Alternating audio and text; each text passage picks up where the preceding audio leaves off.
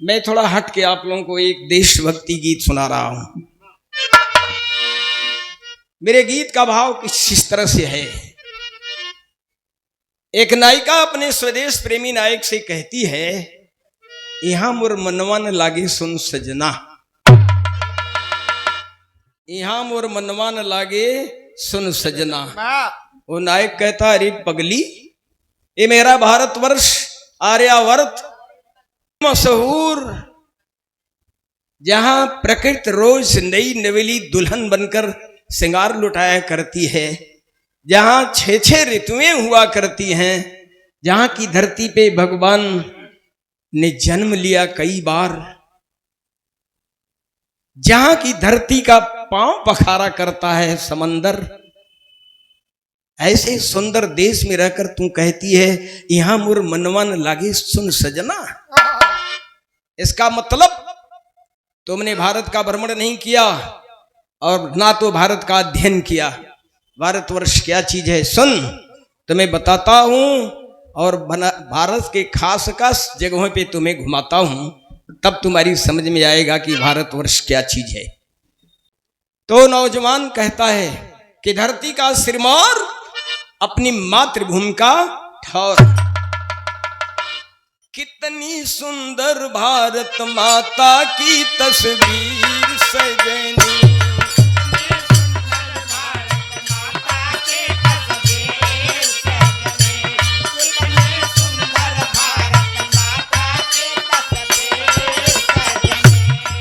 तस्वीर सजनी, तस्वीर सजनी, कितनी सुंदर भारत माता की तस्वीर सजनी, कितनी सुंदर भारत माता की तस्वीर सजनी, कितनी सुंदर भारत माता की तस्वीर सजनी।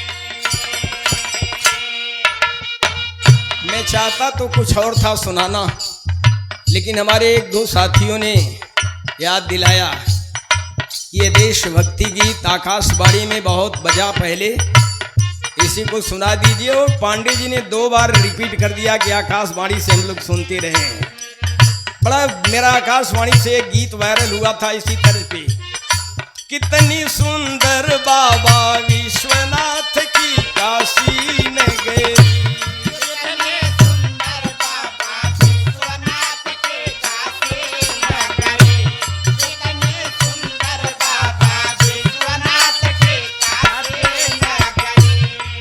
तस्वीर सजनी, तस्वीर सजनी, कितनी सुंदर भारत माता की तस्वीर सजनी, कितनी सुंदर भारत माता की तस्वीर सजनी, कितनी सुंदर भारत माता की तस्वीर सजनी। नौजवान कहता है, चलो पहले तुम्हें पूरे चौहद्दी, पूरे भारत वर्ष का बॉर्डर दिखाऊं। उत्तर में हिमालय रोज देते हैं पहरवा, उत्तर हिमालय रोज देते हैं पहरवा, उत्तर हिमालय रोज देते हैं पहरवा। दक्षिण में चरण नित्य धोवत सगरवा, दक्षिण में चरण नित्य धोवेला सगरवा, दक्षिण में चरण नित्य धोवेला सगरवा। बस यही थाम लीजिए।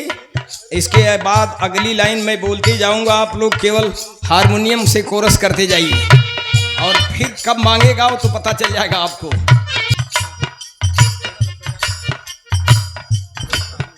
हाँ, ये साहनी बाबू बड़े हमारे शुभचिंतक हैं, धर्मराज साहनी जी, हमारी इनकी बातचीत होती रहती है। स्वागत किए हैं सुंदर पुष्पहार 100 रुपये से, बहुत बहुत धन्यवाद है। उत्तर में हिमालय रोज देत है पहरवा, दक्षिण में चरण नित्य धोवत सगरवा। बहुत सही। बाकी पूरब बांग्लादेश सहोदरवा, सिंध ब्रह्मपुत्र नर्मदा के जलधरवा।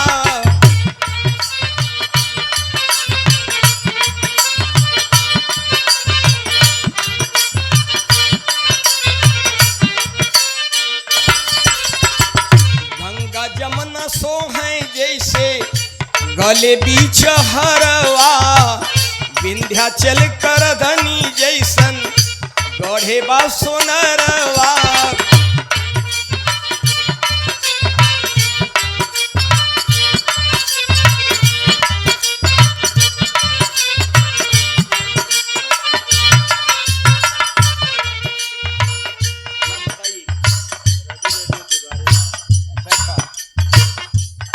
केदार यादव, साथी श्री केदार यादव जी रवि रेडियो दुबारी, आपका भी देखता रहता हूँ, सम्मानित किए हैं, बहुत बहुत धन्यवाद है।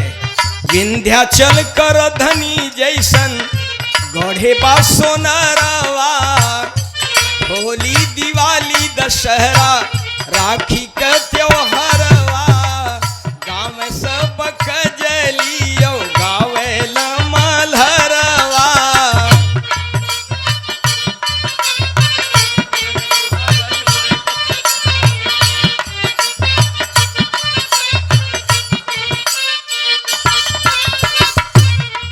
विंध्याचल कर धनी जैसन गढ़े बा सोनरवा, होली दिवाली दशहरा राखी के त्योहारवा, गाँव सब कजलियो गावेल मलहरवा।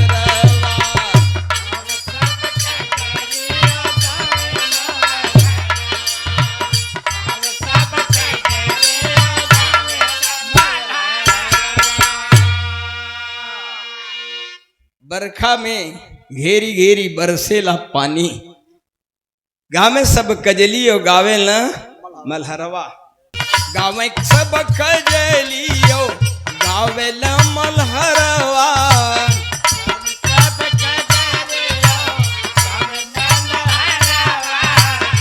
बरखा में घेरी घेरी बरसे बदरवा, गरमी मानी बिया डोलावेलिया चरवा।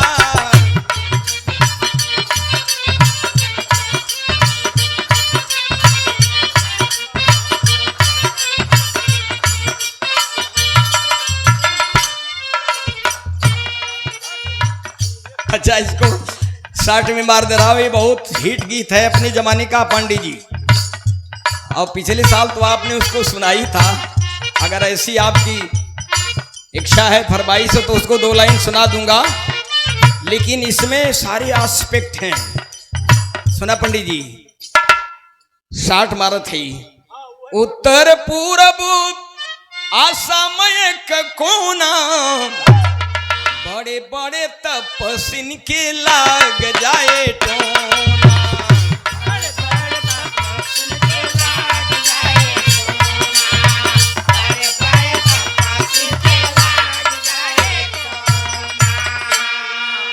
तो रिमझिम से पानी धरती पहिने चुनरी धानी, धीरे धीरे बहे पूर्वा समीर सजनी।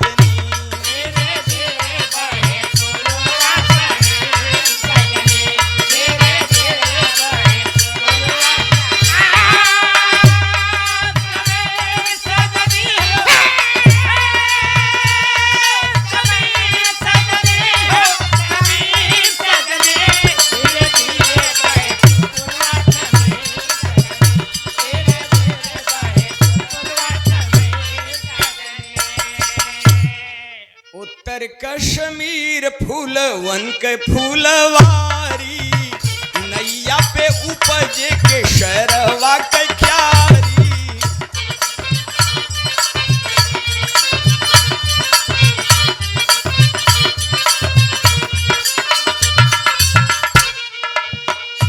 बुजुर्ग शिक्षक मास्टर साहब बैठे हैं, श्रद्धेय मुसाफिर सिंह यादव जी। पंडित जी ने बताया आपकी 96 वर्ष उम्र है। हम लोग के बचपन में प्रश्न आता था, हिंदुस्तान में कौन सी ऐसी जगह है जहाँ खेत की चोरी होती है?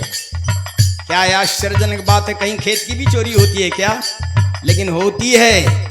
कश्मीर में नाव पे मिट्टी पाट कर केसर की खेती होती है। पता चला चोर आए, नैया खिसका ले गए, खेत चला गया। उत्तर कश्मीर फूलवन के फूलवारी, नैया पे उपजे केसरवा के प्यारी।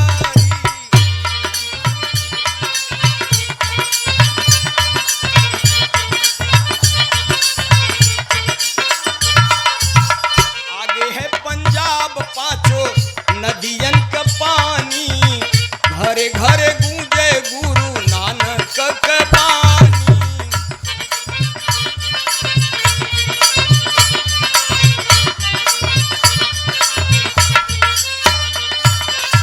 आगे राजस्थान जहां बसी बीरबाला, देशवा के कारण जलाई जौहर ज्वाला।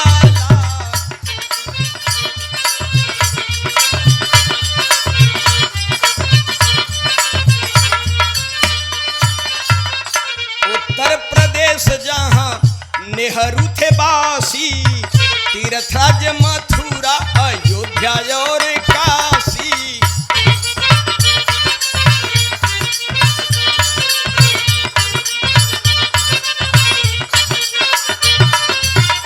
बड़े बड़े वीर जहां झूल गए फांसी, देशवा का बड़ी मशहूर भूमि झांसी।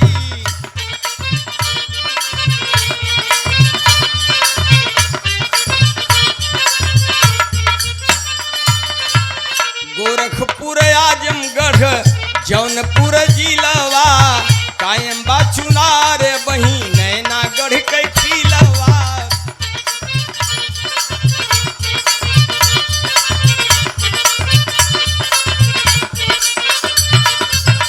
आगे बा बिहार मीठी बोलिया के खानी, जनता के कारण हल जोते राजा रानी।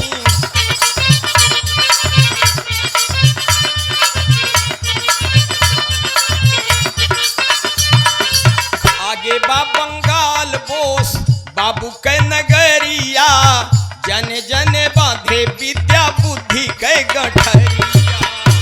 जन बाबे बेटा बुद्ध के गठरिया, जन बाबे बेटा बुद्ध के गठरिया। आगे बा बंगाल बोस बाबू के नगरिया, और जने जने बांधे विद्या बुद्धि के गठरिया।